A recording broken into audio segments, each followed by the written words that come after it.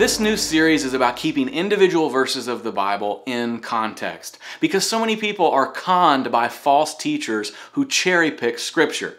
And one of the most abused of all time is Philippians 4:13. I can do all things through Christ who gives me strength. Now, look, I'm a sports fan. Go Cowboys.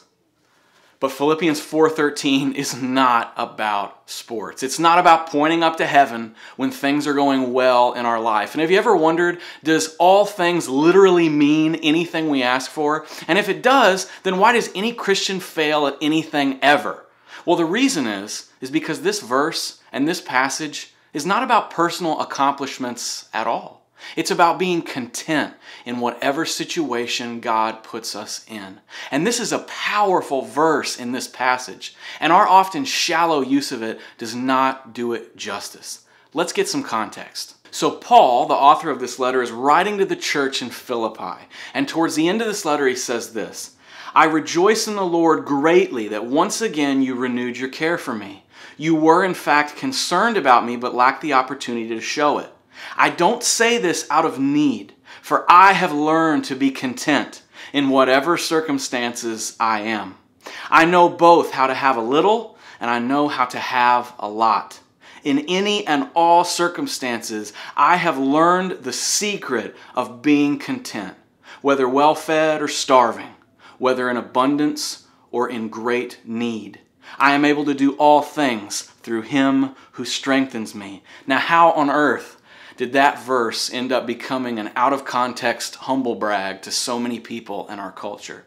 Well, simply, if you read this, if you approach this book from a man-centered perspective, that's what's going to happen. We have to ask the question, is this book primarily about us? Or is it the story of God and His redemption of His people? John MacArthur says of this verse, Paul, the author, didn't discover the champion within him. He didn't pursue his own personal dreams. His delight was expanding the reach and the influence of the gospel. And he did that whether he was a free man or in chains. Let's use this verse properly. Christ is our hope and our strength in the good times, but often closer and sweeter in the bad ones. Paul was stoned, shipwrecked, beaten, threatened. He didn't humble brag. He knew that he made it through those situations only because of the grace and the strength of Jesus. Nothing that he could contribute to that situation. So let's take Philippians 4:13 off the court and off the field and into the hospital room and the graveside service. Let's give this rich and beautiful truth and hope we have to the persecuted and the brokenhearted.